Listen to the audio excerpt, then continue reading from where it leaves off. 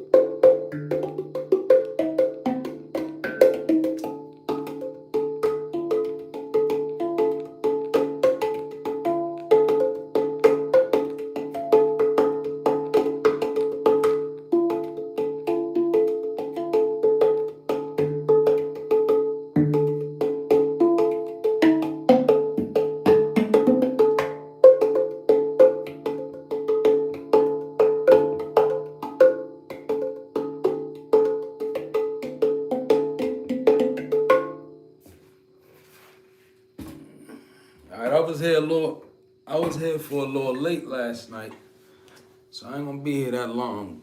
This day, you know, tonight I won't be that long, right? I do have downloads that I want to get to, and I got clarifying life situations, and of course I got my bread and butter over here. This is my soul deck. Anybody that been around me or been around this channel for some time, you know what this deck is all about. I actually use this deck in my personal readings as well. So it's like my never fail deck. I like to pull it out from time to time, especially after midnight, you know. So we're gonna get into the downloads, and then we're gonna get into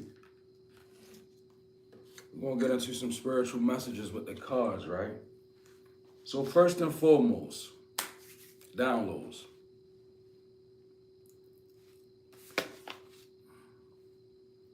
Number one,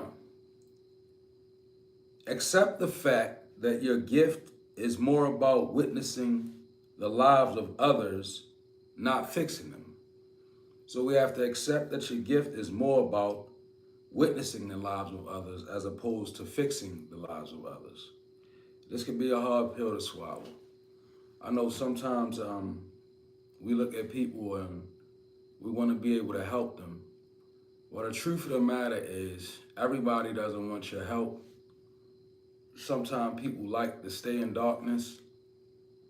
And the worst thing you can do to a person that likes the darkness is try to attempt to shed light onto them. People who like the darkness don't like light.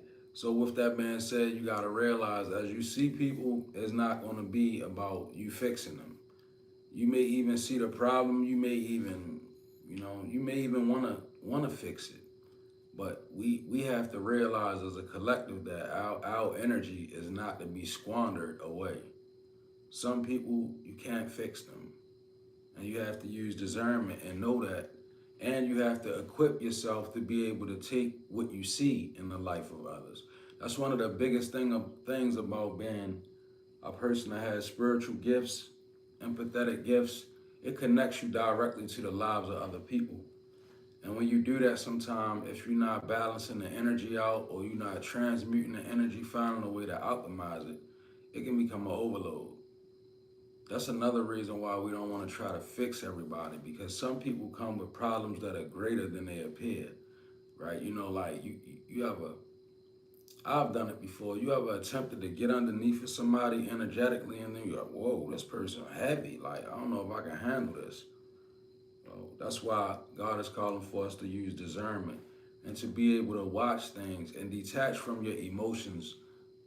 Especially when you're doing work for other people, my spiritualists, it's probably not wise to go into your spiritual work with emotional imbalances because it can really affect you. So know who you can fix, know who you can't fix. Discern who wants to be in the dark and who doesn't want to be in the dark. This way you can preserve your energy and you can understand overall that, you're not here to fix everyone. Number two, the shadow of the psyche can lead people to lean towards siphoning your energy, not learning from you. Understand the alchemy of your soul. The shadow of the psyche. So when people watch you, and I'm beginning to believe that these are spiritual downloads for people who have gifts, more or less. The shadow of people's psyche, when they see you, it leads them to want to siphon as opposed to learning. Learning requires one to give credit.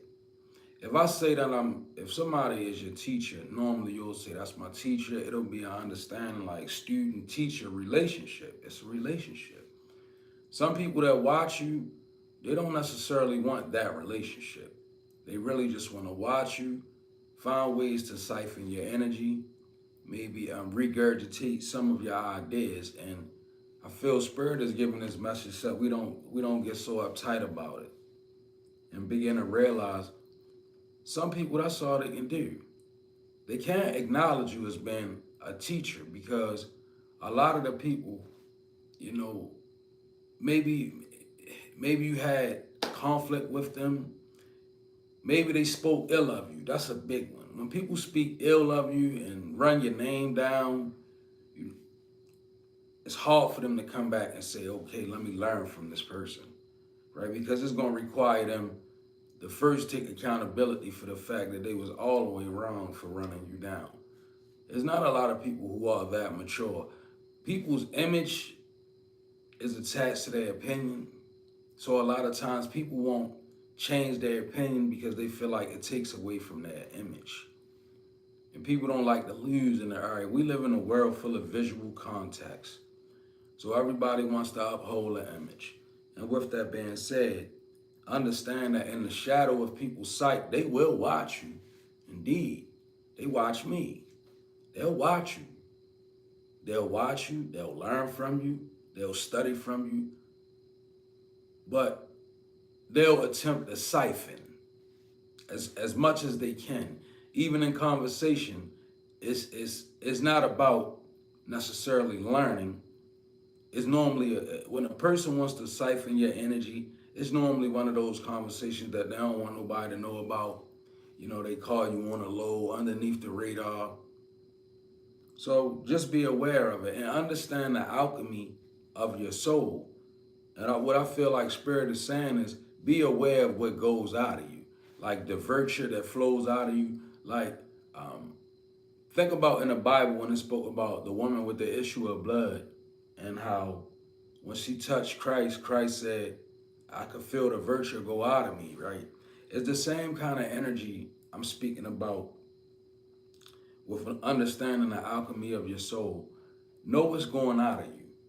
Know why you're reacting to something. You begin to study because, spiritual awareness, energetic awareness, I spoke about that. Energetic awareness is key.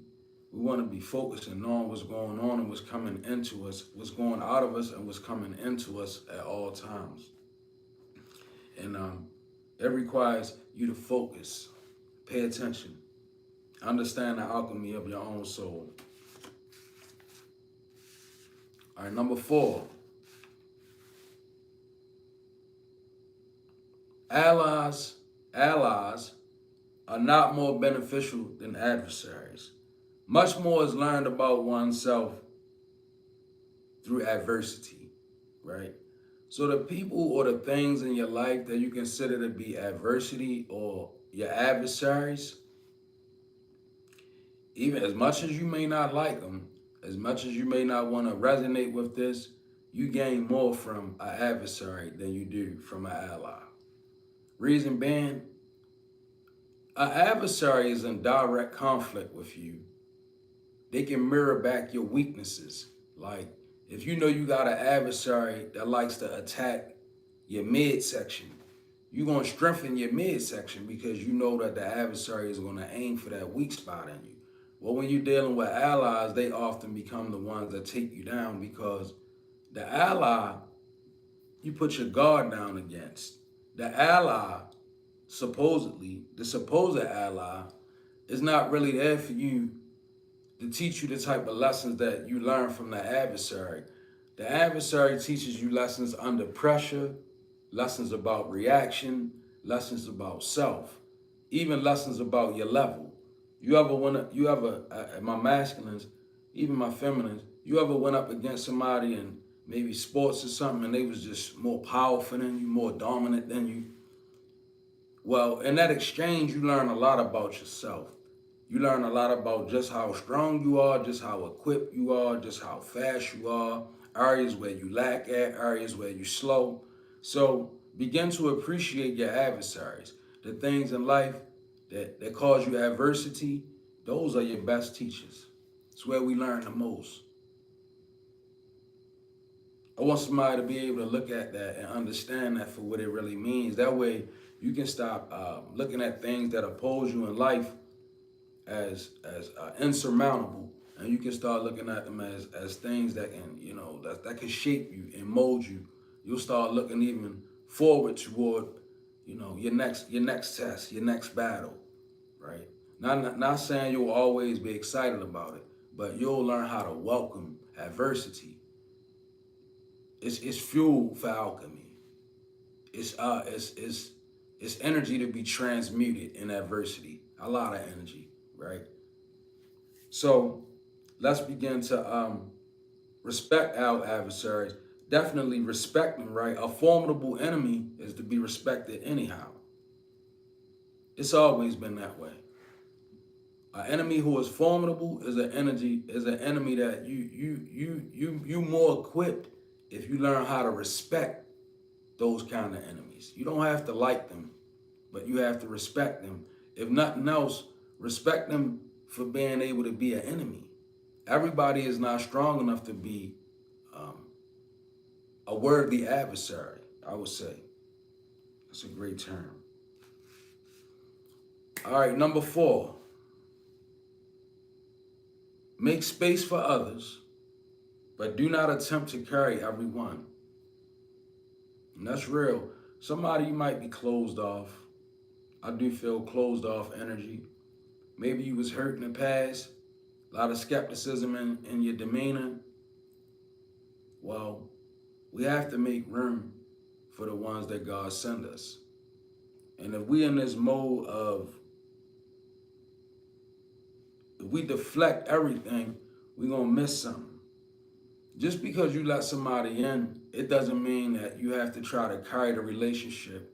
Carrying somebody is not about always financially supporting them.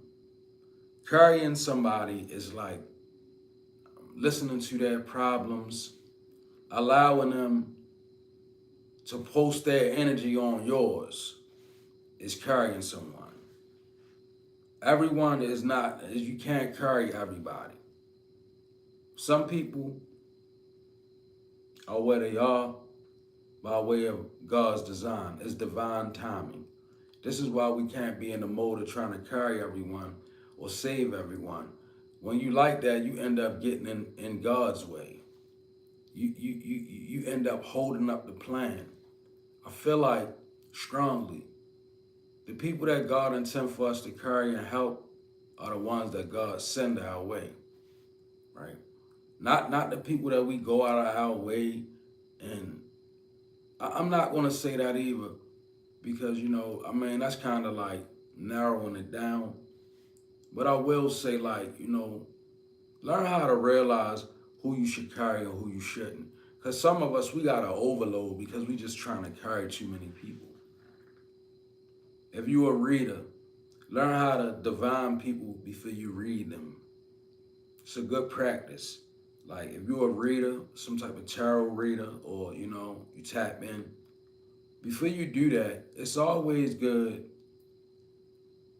to tap in with spirit before you tap in with a client. This way, you can really read what spirit is telling you about the person instead of tapping in with them and then finding out as you go along. It's a good practice. You might want to institute that into the thing that you do. Divine screening, divination screening, I call it. It's like Somebody set an appointment with you. They want your services. Cool. Divine them first. And then go into the session. This way you can find out exactly who you're dealing with. Trust me, take it from me. I'm speaking from a place of experience. I've done that. That's why I started implementing, me and my wife, we started implementing the screening, because sometimes people would come and they would have foul intentions, and they would come, then you get to the reading and you don't know if spirit is telling you about them or that light. It gets real confusing. So you might want to implement that into your demonstration. All right. So those are my downloads. I'm gonna pull some of these clarifying life situations cards, and then I'm gonna jump into a little bit of tarot, see what's going on.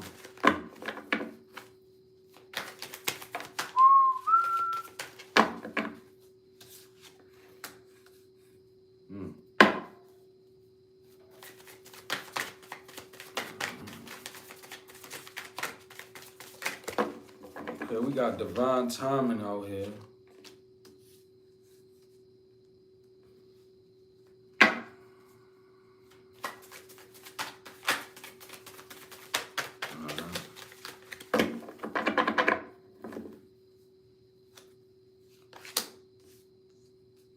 All right, I like these cards.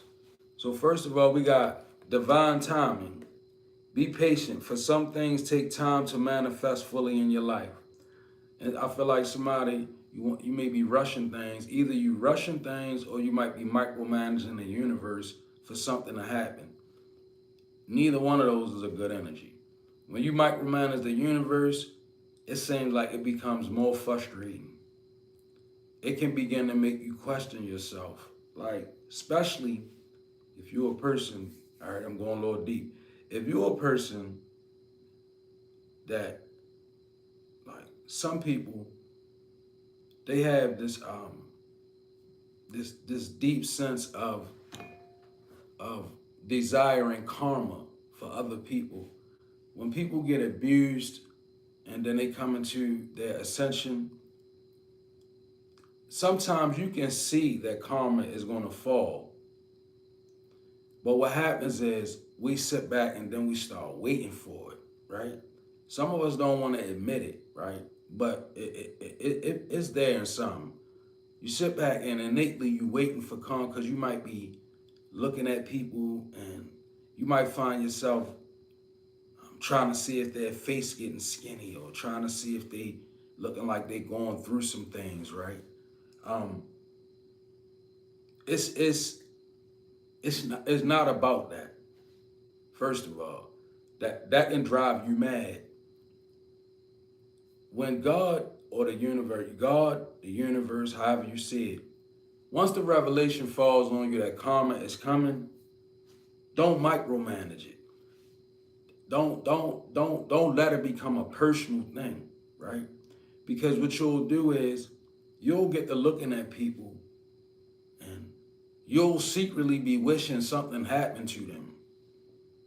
A lot of people don't want to admit that, but it's the truth, right? When a divine shows you something, it's all about being patient. Adapt patience. And the more you can adapt patience, the more revelations you'll get, the stronger your transmission will be, because you can be trusted. People who micromanage the universe, oftentimes they run into a dilemma of it. Upset. You get your spirit team mad, you get your ancestors frustrated, you get out of alignment with the universe, all because there is no patience, right? Things take time to manifest. So you gotta give it time. Like Ramaldi said, just give it time. Just give it time. So you gotta give things time. Don't nothing happen overnight. It's divine timing. Be a little more patient.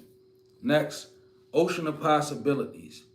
Navigate throughout the boundless ocean of possibilities where horizons whisper untold opportunities and plentiful paths. So this is definitely speaking about leaving your comfort zone, getting out on the deep waters, go deeper. Like somebody, you want what comes from the deep out of the shallow water. Spirit is telling somebody launch out. It's like you in knee high water, and you want treasures, but you gotta go deep to get treasures. Like you gotta go a little deeper. It's an ocean of possibilities, and it says navigate them. So that means setting your fear aside. I know it's fearful, especially when you're stepping into the unknown. But it's also possibilities there. It says a sea of possibilities. So unknown familiars are not familiars where we should adapt fear in, right? We should adapt strong traits like I would even say curiosity. Curiosity is better than fear to me when you're in the unknown. As opposed to fear, become curious about what you can find out about yourself, new things that you can learn. Sometimes people get afraid of the unknown because they feel like they're going to get lost out there. Right? Might get found out there. Next, you got divine flow. We already had divine timing. Now you got divine flow. It says, let go of the attachment to the outcome and let the universe bring gifts. I told you somebody micromanaging the universe. I said that. This says, let go of the attachment to the outcome. You gotta wait on it, right? Somebody like, man, it's taking too long for things to change. It's taking too long for me to see results. And I feel like when you are aware, in the moments where you become suddenly aware that things are taking too long, that's the enemy pressing in on your thoughts. Obviously, it's almost there. When you start becoming acutely aware that, man, I've been waiting a long time, it seems like nothing's changing. It's a trick of your own mind. It's a trick of the enemy. It's a negative emotion that comes in like a wave, right? And it causes us to be micromanagers. We begin to look at things like, why is it not working? Divine flow. Once you let go of the attachment to the outcome, the journey becomes so much more beautiful, right? Things become, you can enjoy the newness of every experience when you're not always focused on the outcome of everything, right? That's why God, sometimes, it's like, sometimes God let us know things and then it knock us off course.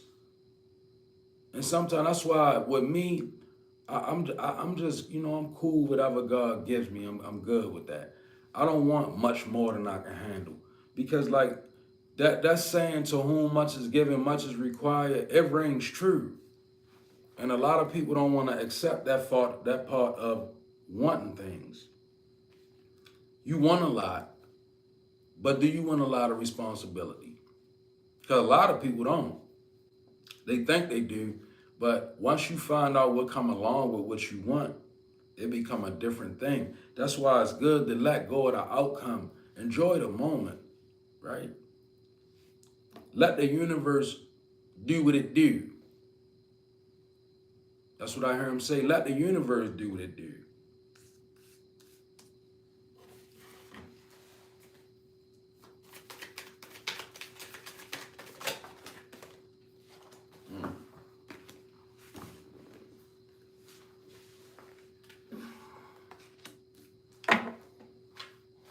A web of connection.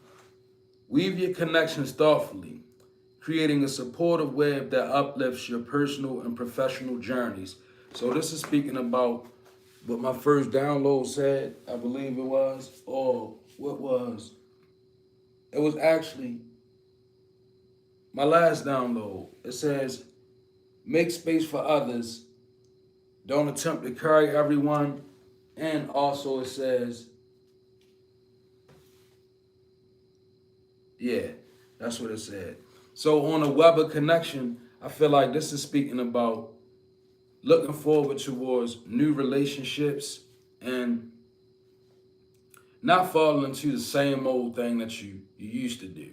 Like maybe you was used to a lot of relationships that they could have been negative, they could have been destructive, they could have been just shaped out of the old version of yourself. Well, now it's saying a web of connection, which is, and it says weave your connections thoughtfully. So that's a difference, right? You know how sometime in life when we in our low vibration, we tend to get connected with whatever's on our frequency. We end up identifying with it, right? Well, Spirit is saying it's a different thing now. This is high vibrational. Weave your web of connections. Meaning, yeah, I want this, I can deal with this person or that person, I can't, I ain't gonna deal with that's above me. Learn how to be wise. Everybody that come to you is not meant to be woven into your web of connections. Some people is meant to be left exactly where they at. Some people meant to be bypassed. It's not you a beacon of light. So just attract everybody. That's gonna dim your light. So it says, weave your web of connections thoughtfully, creating a supportive web that uplifts your personal and professional journeys. Wow, high quality people. Learn how to intermingle yourself with those people that's beneficial to your growth, not your downfall. That's a web that uplifts your personal and professional journeys, meaning tie yourself to people that can respect where you at in life. See, it might not be a lot of old people from your past that can identify with the web that you weave now. And that's okay. It really is. Because life is about growth and development. You're supposed to outgrow certain things. You're supposed to outgrow certain people, right? And we're supposed to be able to establish new relationships and new friends. That old slogan, no new friends, I think that's a low vibrational slogan, if you ask me. Because I really believe that we design and equip as we become new versions of ourselves, we shift timelines, you bring in new people. So Spirit says, weave your web, right? And weave it wisely, because you don't want to go weaving webs and then you end up with the old slogan, which was, oh, what a tangled web we've weaved, right? We don't want to be in that position where we saying that, what a tangle. That's when you just got too many things you can't sort it all out. Spirit is saying, before we get to weaving a tangled web, let's just pay attention to what we're doing. Weave something that's going to be beneficial to you when you really need it. Weave together those kind of friends. Weave together those kind of people that's going to encourage you, right? Not the type of people that's going to criticize you and judge you or try to use old stipulations in a new version of your life. Find people and weave them into your pattern, weave them into your life. And when you do, make sure they're the type of people that understand your boundaries, that understand where you stand, that can respect where you headed. Because if you get to weaving other people into your demonstration, right, you're going to find yourself repeating the same old things over and over again. Number 2, almost there. I like this energy. Persist with faith, for you are on the brink of a breakthrough. Your efforts are about to bear fruit. Somebody, you've been working. And I know this sounds like it's cliche, but it's true. If you're putting in some good, honest work, it's going to bear fruit. Don't let nobody tell you different. Don't let the world tell you different. Don't let your own eyes deceive you. If you're putting in work, it's going to yield results. Because somebody, you almost there. I don't know what almost there is for you, but you almost there. And I know it to be so, because somebody, maybe this is what's causing the micromanaging. Like somebody, you can feel something coming in. And it is. Persist with faith.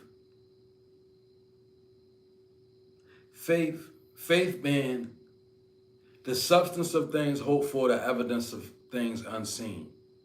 So you have a deep knowingness in you about something, right? You know this. You feel it deep inside.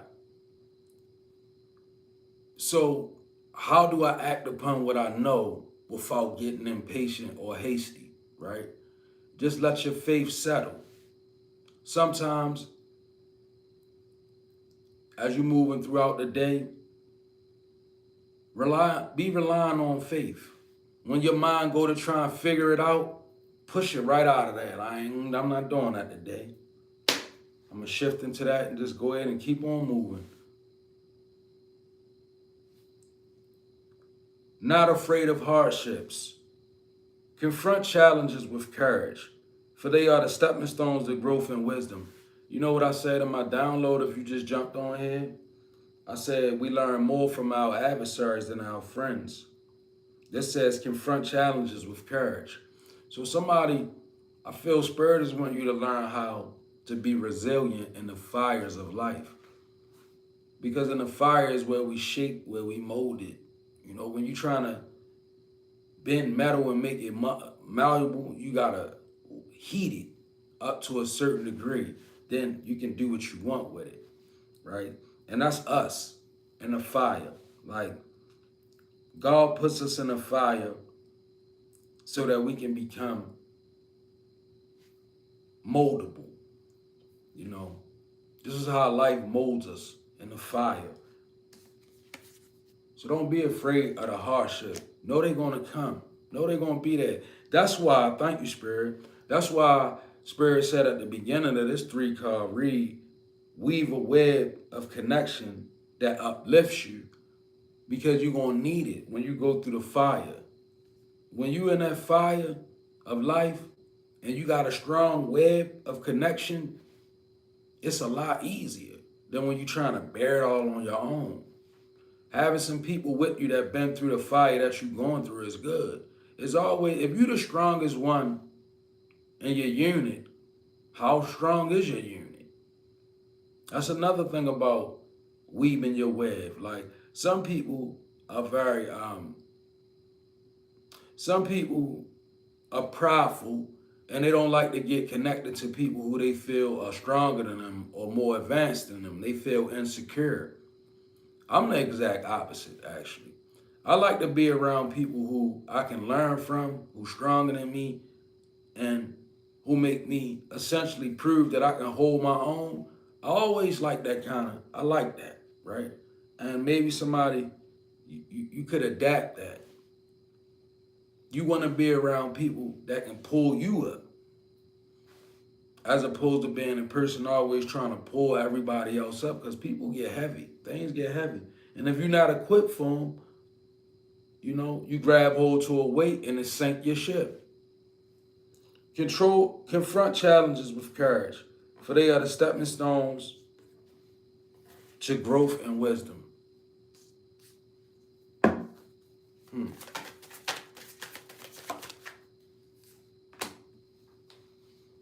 Crystal of clarity. Illuminate your path with openness and insight, readying yourself for a newfound understanding of content. So I say, out with the old and with the new, pretty much, right? First of all, this starts off with study. Study to show thyself approved. Unto who? Unto God. Studying illuminates your way. You only gonna get but so far in your journey if you're not studious. If you're not willing to learn, then you're gonna be stuck right where you at. Because you can't sit up there and be a spiritual charlatan where you take everything from other people, or That's not learning, that's regurgitating. Learning is the ability to go and apply yourself, read, spend your money, build yourself, investing. Insight is what you should be after on your journey. Like I said, it's not cool to be a spiritual charlatan. It's not cool. And then you be running around with old information.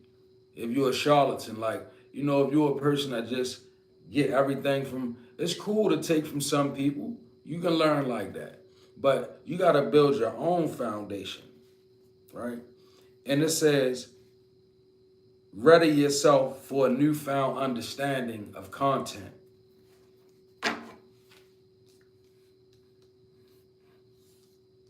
That's growth. A newfound understanding of content. That's about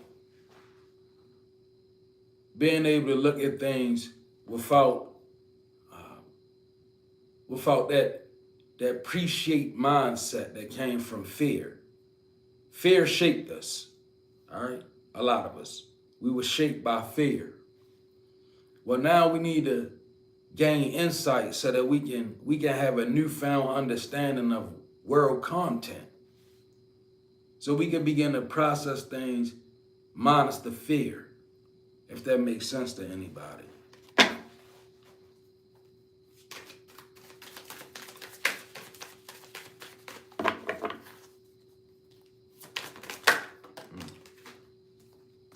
Commitment. That's a big word. Commitment, y'all. Commit to the next stage in your life. Development, and there will be a promise fulfilled in some form. Commitment. How many people not getting it because there is no commitment? You can't fool God. You can't outwit spirit. If you're not committed to something, it's not like in real life where you could pump fake and you might fool somebody. When you're dealing with spiritual things, you will be tested in areas of commitment.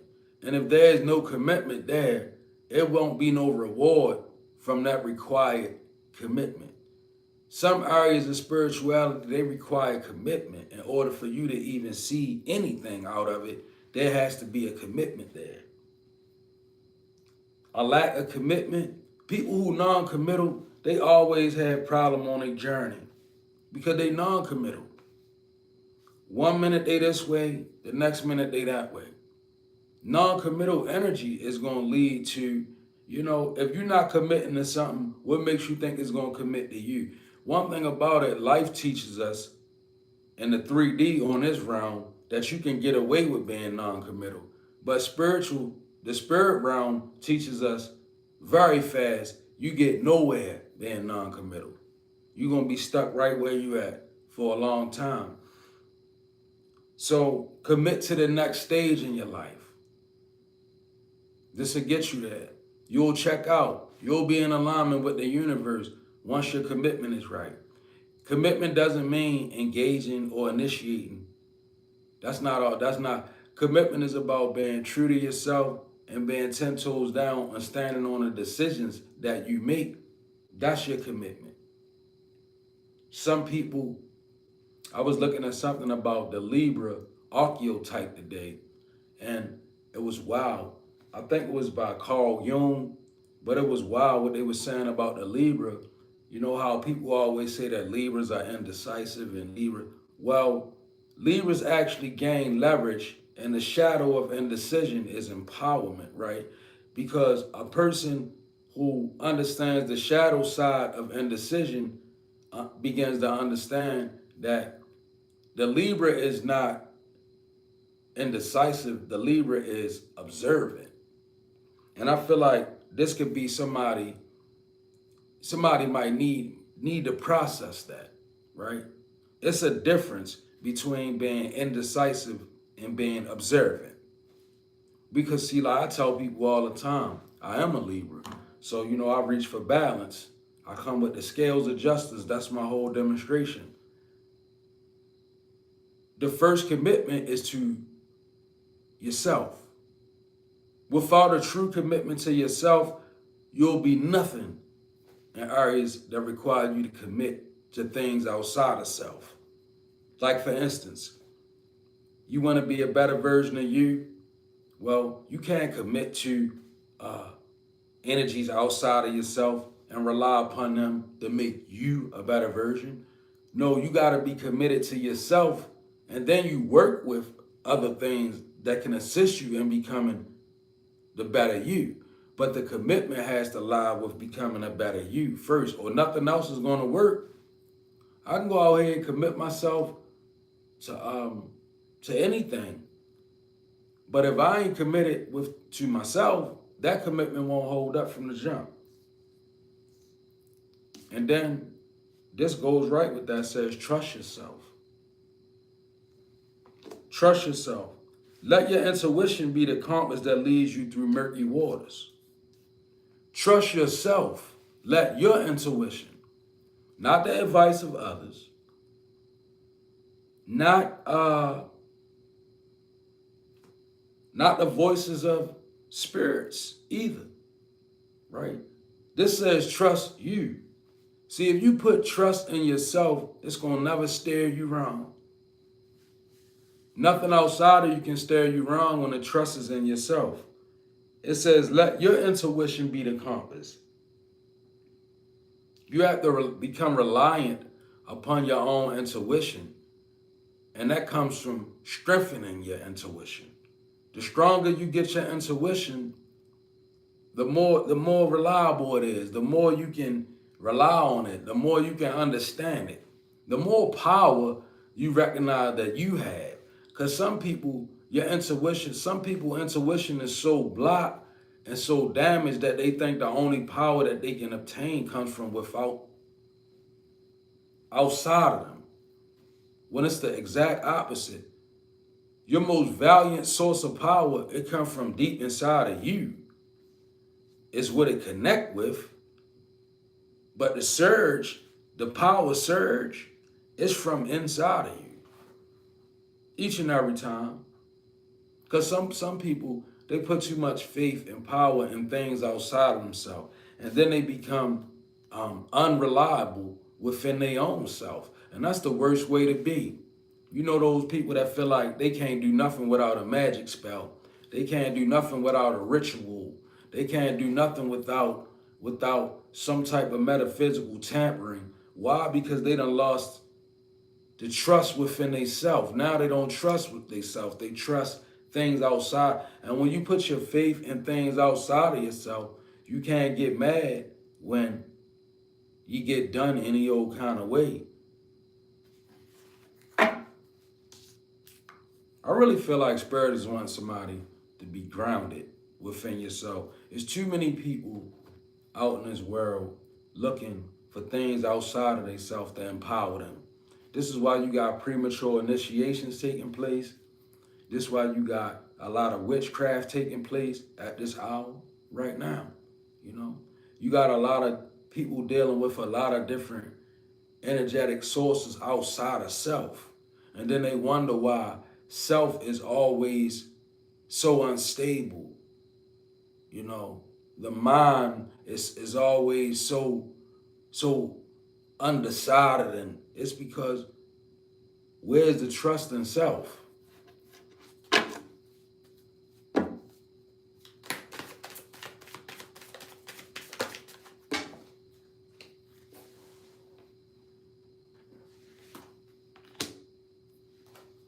You know, some people so reliant upon other energies that they scared to tell spirits no.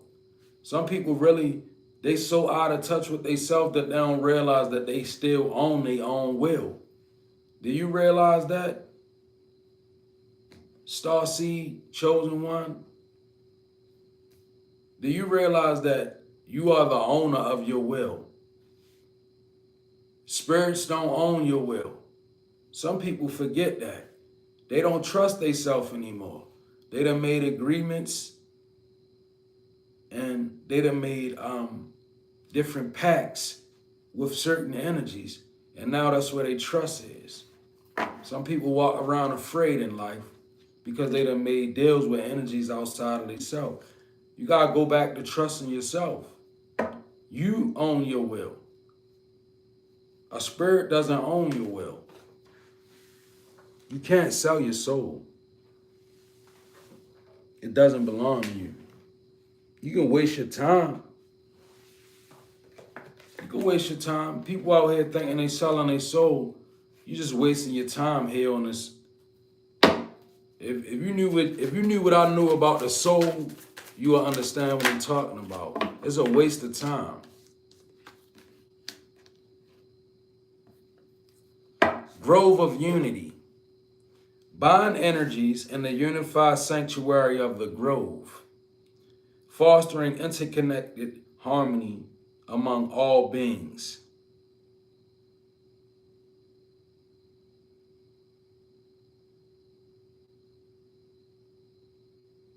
So this is talking about actually being able to transmute energies and into a bigger source. Like, I'm trying to find a way I can put this. Bind energies in the unified sanctuary of the grove is like, you know how they say I'm gonna let God fight my battles.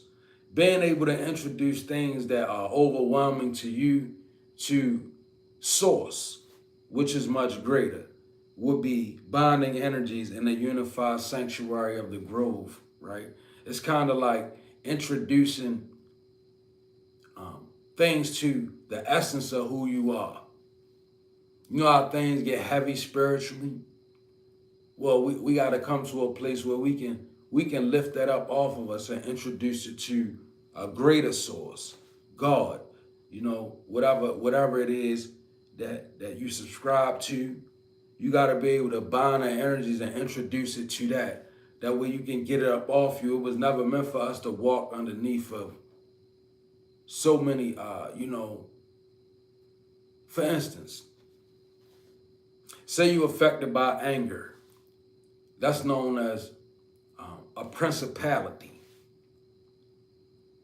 an entity of high ranking, like anger, lust, greed, all of these things, they principalities. So sometimes we got to be able to introduce those to a bigger source. It becomes too much for you to handle on your own. Fostering and connected harmony among all beings. Rising flames, let your passion guide you to fulfilling the purpose meant for you. Again, transmuting energy. It's not about letting your passion burn you up. It's about letting your passion guide you. So that's like channeling your passion. Learning how to take what the devil meant for bad and tap into how it works for the good. It says, let your passion guide you to fulfilling the purpose meant for you. Rising flames.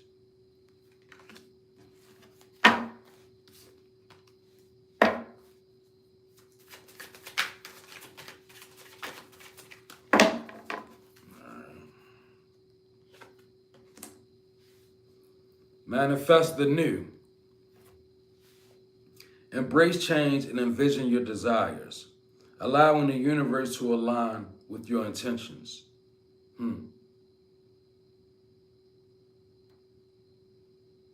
Embrace change and envision your desires, allowing the universe to align with your intentions. It's like big metaphysical energy. So embracing change and envisioning your desires. You feel a breakaway in that energy? I do. I feel like somebody being called to understand that the way you was taught, the way your mind was shaped, the way you was molded, there's a lot of fear in there. So in order for you to remove the fear, you gotta go back and begin the you gotta begin to remove the belief you got to begin to allow something to emerge from you. It's not about switching faith. It's about gaining an understanding. It's about going from faith to faith, actually.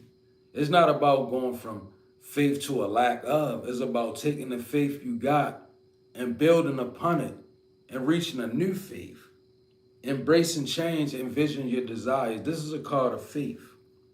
Allowing the universe to align with your intentions. And this is what I spoke about earlier. Like putting in work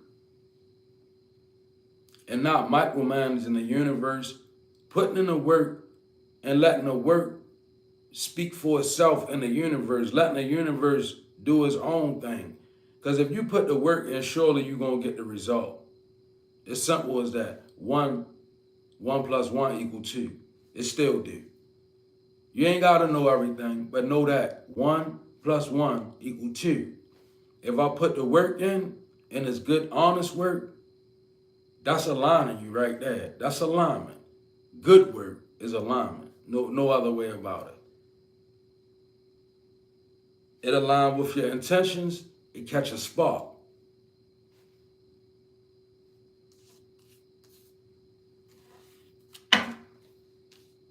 Somebody gotta stay down. Like, you gotta realize, like, this journey that we sign up for is really not about getting on your journey and running into things and then wanting to turn back. You can't turn back. Once the veil been lifted and you start opening up doors, it's no turning back. So you might as well burn the raft. You took the raft from one side to the next. That's burn the raft. Because if you keep the raft, you're going to want to go back. Realize there's no vehicle to get you back. So if you don't move forward, the only thing that you can move into is an area that makes you a miscreant. You got to keep going.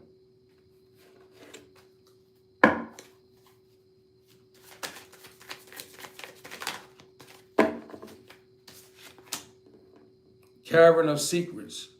Unveil the hidden wonders within the shadowy depths of enigmatic secrets and connect and concealed wisdom. This is definitely like supporting what I said about moving and going, right? Cavern of Secrets. Somebody right now, you could really be confronted with an unknown area as far as spirit goes. And it could be a little bit scary for you. But like I said, if you got the work behind you, it justifies you moving ahead. Whether you can see what's going on or not. If I know I put in good work, I know I'm justified moving ahead. I don't got nothing to worry about because I ain't taking no shortcuts, right? That's the only time people got to worry on this journey is when they take shortcuts and they don't understand energy. Understanding energy is this, exactly what I'm telling you. Trust in me. If you put good work in, it yields a good result. That's understanding energy. When you do dumb shit and take shortcuts, you get shortcut. You get underhanded. You get whatever's coming. I can't speak for that. I put in good work. So I don't know. I don't do magic on people. I don't do spells and because I understand energy. I don't do that shit because I know what's coming back. And he who knows to do and does not is beat with many stripes. See, I know too much to play around with it. God let me know too much, so I'm going to teach you the right thing, not the wrong thing. And I'm going to let you know. Shortcuts, spell work, manipulation of energy, agreements with deities, all of that shit ends unpredictable. That's all I'm going to say to you. It ends up in an unpredictable way. What's predictable is put that good work in. That's predictable. I'm protected. I'm good. My ancestors, I can go to them and ask them for anything I want. We can talk all the time. I don't experience them turning away from me. Some people be like, hi. Sometimes I feel like, yeah, it's something you ain't doing right. Because only time I feel like God is not responding to me or the ancestors is not answering me is when I'm going through a test. So I learned to expect it. I don't think no other way because I put too much work in. So I don't have to be worrying about where I stand at, what's coming, what it's gonna look like when I pass away. None of that shit runs through my mind. It really doesn't. I left all that behind. I'm about understanding what's going on. It's new things going on in life. God is revealing new things to me because I put in a lot of work to get to that point. So I'm trying to tell somebody, work honestly. Take it from a Libra.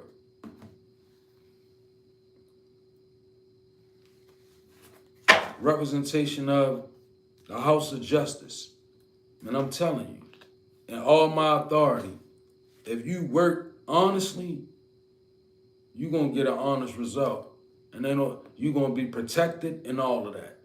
You think your ancestors going to let something happen to you when you out here and you working for real? You think that, see, the only people that spell work on is people that don't want to do shit. They can be binded. When you got a faith and you put that faith in motion, I don't care what kind of spell work they throw at you. It'll never work on you because you in motion. You got motion spiritually. Can't nobody run with somebody that got motion spiritually. No, nobody that can't know spirit. It won't. It's not gonna be allowed. First of all, you in the service. When you in your active duty and you in your purpose, that's like being in service. You protected by a militia of energies. Some people don't get that.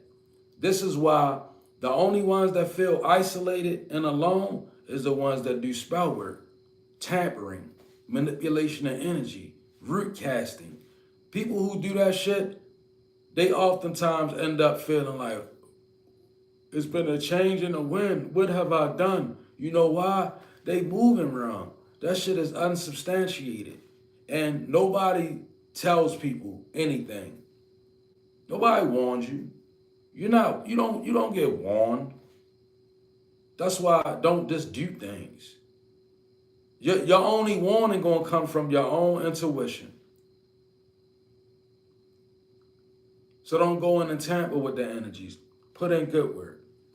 Manifest the new, not the old. Oh, another thing. Good spiritual work. Find something to do, right? That's not all about money and earthly gain. That's another way to get good spiritual work in. Your greatest work in the spirit ain't gonna have nothing to do with you getting no money. I'm here to tell you. No, I'm not saying people don't make money off. They do. You know, people make money off their gifts and all. But the greatest reward in spirituality is gonna come from a spiritual advent. So learn how to align your life with things that mean something spiritually, not things. Not don't always be trying to use spirit to manifest money in the 3D. You know, sometimes I'll be so done with people that do that. I'll be like, man, you know, I wonder if they know God gave them that gift to manifest treasures up on the heavenly realm. God didn't give that person that gift for them to be out here desiring to ride around in the latest car or to want to lust after the latest fashion. You think that God gave you your gift for that? If you do, you're going to end up on that island I'm talking about. I'm telling you. Misappropriating the things of God will land you on that island. Like, it'll be like spiritual jail. Real talk. You be in spiritual prison.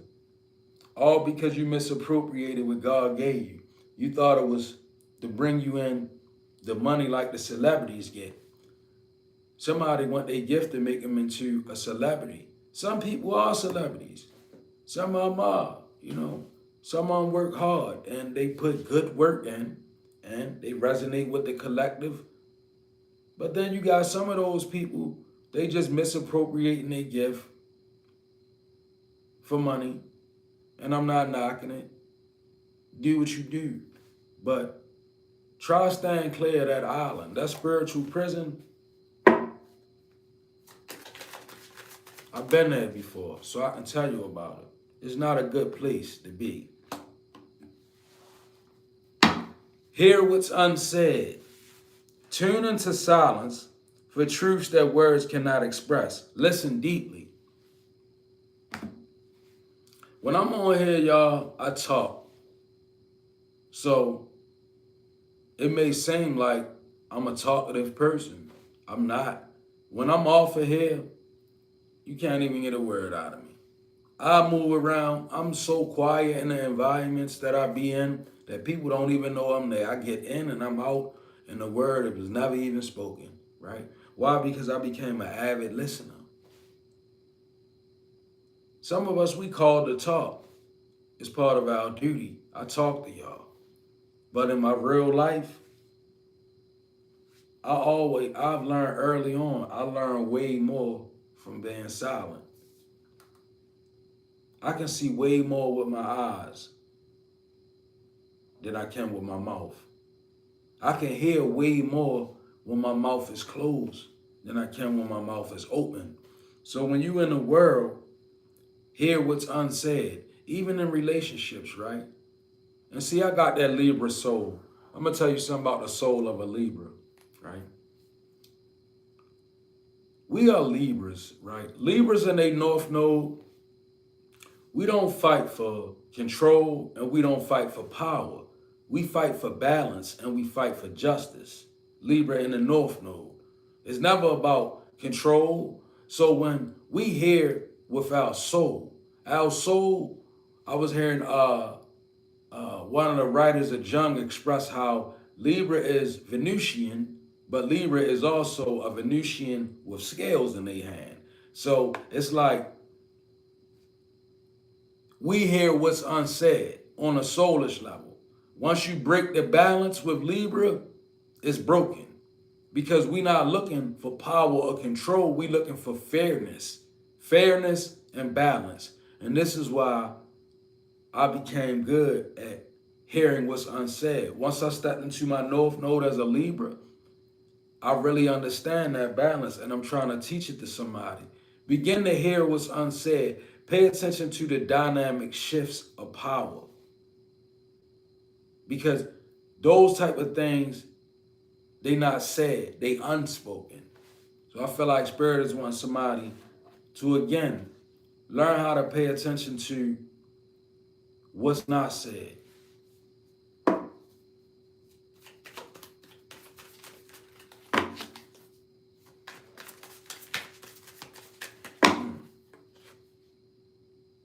Important parts.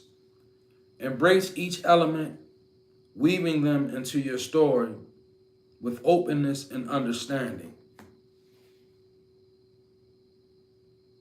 Embrace each element, weaving them into your story with openness and understanding. Yeah, don't leave out nothing. Don't leave out nothing. I feel like this card is encouraging us to, even the parts of yourself that you're ashamed of, you have to include them in your story, right? You can't draw up your story and leave those parts out, because then the story becomes faulty. And I feel like this is also a call for integration.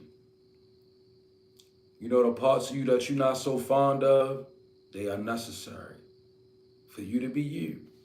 Them dark areas, them little habits that you got, you know, the little things that we got that make us feel ashamed of ourselves,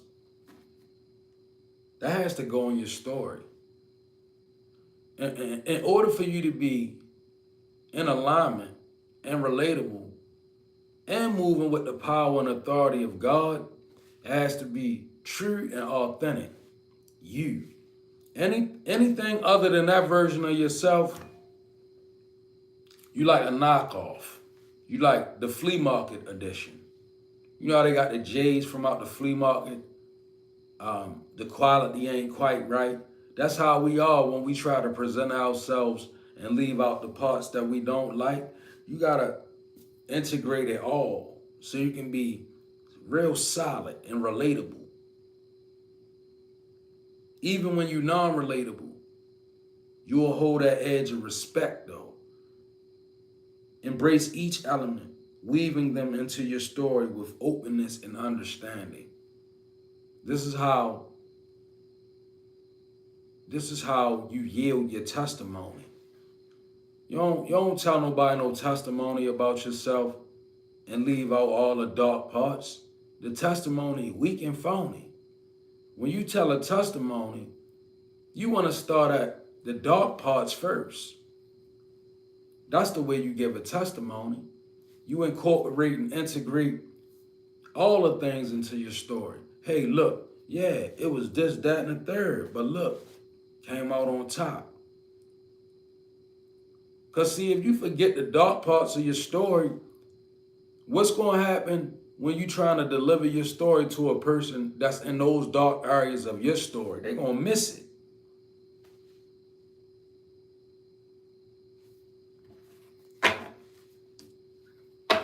A lot of wisdom is rejected because we want to draw ourselves up into these phony images of how we got where we are and how we become who we become.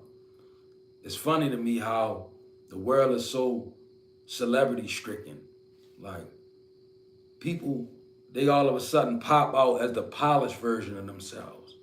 And it seems unattainable because nobody is really putting the dark parts on display. Everybody wants to display the light parts.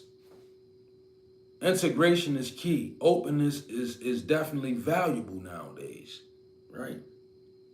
And being openness, it provides a level of understanding, even in your explanation. See, an open explanation, when you open and you explaining, a person can be like, oh yeah, that makes sense. But when you not open and you explain it, a person be like, how? I don't get it. I'm missing something. A lot of times we missing something because it was something that was left out from the beginning. Important parts.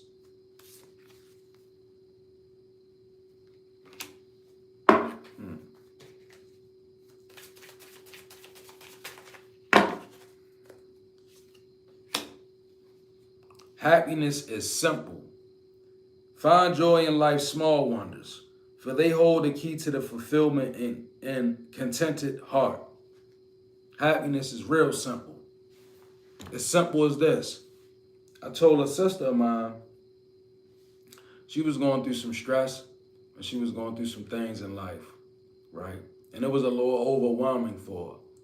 And I looked at her and I said, when the last time you done something that you did as a kid, right? And she was like stuck like as a kid. So I helped her out. I said, look, when you get off work today and you get home, go in the house, put on some leggings or something that you don't need no more, some clothes that you can get rid of. And I told her, get yourself a pitcher of water and go outside and find some dirt and make some mud and just make some mud pies, right? Make some mud. And she did it and called me on the phone and was like, I'm so happy. Thank you. And sometimes this is what they call it saying, happiness is simple. Why complicated? Sometimes happiness becomes complicated because you thinking, we grow up, we become these adults, and then we wonder why we can't be happy because everything is so far away from your childlike energy that you cut yourself off from happiness. calling it adulthood. I'm not saying be irresponsible, but sometimes happiness is as simple as jumping on a bike, seeing if you can still ride a wheelie, masculine, right? Sometimes it's simple as you a grown woman. I don't know, do something you used to do as a child. Get a doll baby and do the hair. Go outside, jump in the mud, run in the rain. But happiness is simple. And once you begin to cultivate happiness on a minuscule level, right, it'll amplify itself. Next thing you know, you don't need much to make you happy because you tap back into happiness. People that go far above and wide to find happiness, I wonder, oh, how happiness eludes them. Because people who really, happiness is simple. It ain't hard. Like, it's not hard to reach happiness once you know how to cultivate it. Happiness should be cultivated, not sought after. That's why I don't agree with that saying, the pursuit of happiness. Why would I have to pursue happiness? I should be able to cultivate happiness. That's a gift from God. The Bible says I should be able to think myself happy. That's what the Bible says, think yourself happy. So with that being said, happiness is not this, I can't find happiness, the pursuit of happiness. The world makes happiness seem like this thing that becomes so unattainable. When Spirit reveals to me, through my inclinations, that happiness is cultivated. The other day, I was outside. My neighbors, they some younger kids, and I end up going out there with my chalk, drew on my hopscotch board, cultivating happiness. I drew them my hopscotch board. I came back in the house, got me some tea, went back to the door, looked out. They was out there jumping, 1 foot. And I said, wow, I was happy. They was happy. See how quick I cultivated happiness? That simple. It's not hard. Pull 3 more cards and then I'm gonna jump out of here, y'all.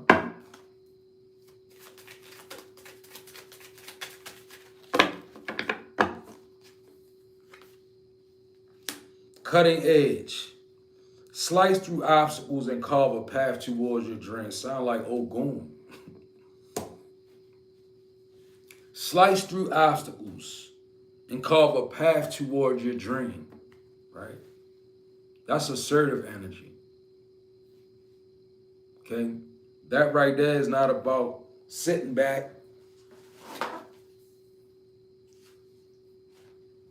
and waiting on things to happen. This is slicing through obstacles, being assertive. First, believing in yourself.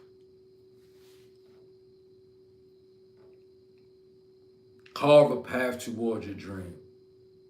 You got to put some work in. You ever carve something? Your arms get tired sometimes. That's like life. When you carve in your spiritual arms might get tired. Cutting edge.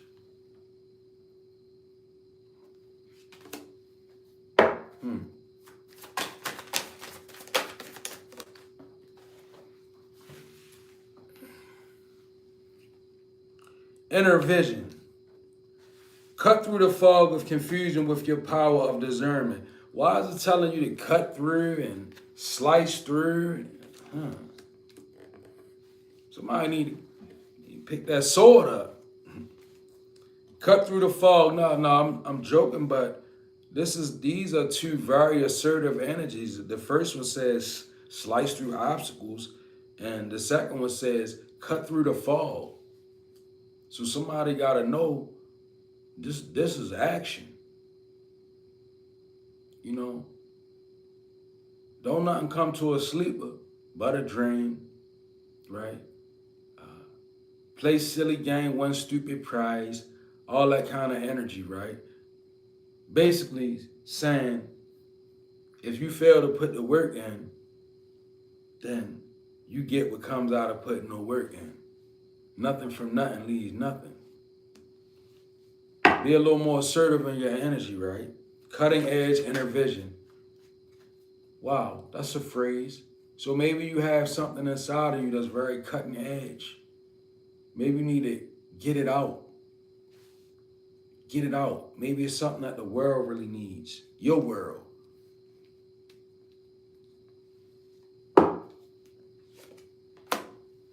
Spiritual retreat. Seek solitude to reconnect with your inner wisdom and emerge rejuvenated. So that's speaking about downtime, time off, being balanced.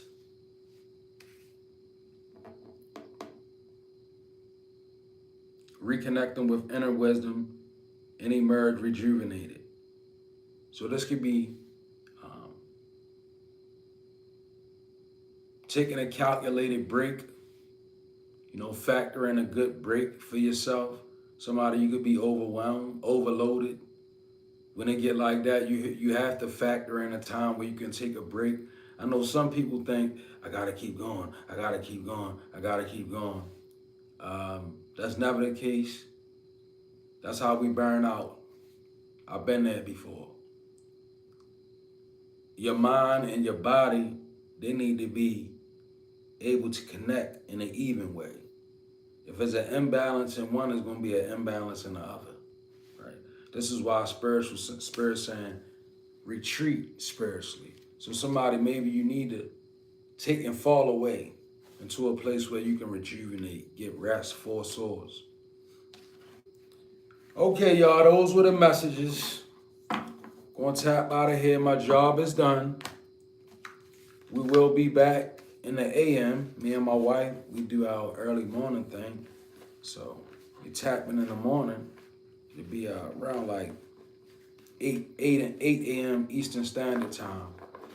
If you would like to be a blessing to the channel, the information is on the page. And other than that, God bless you all.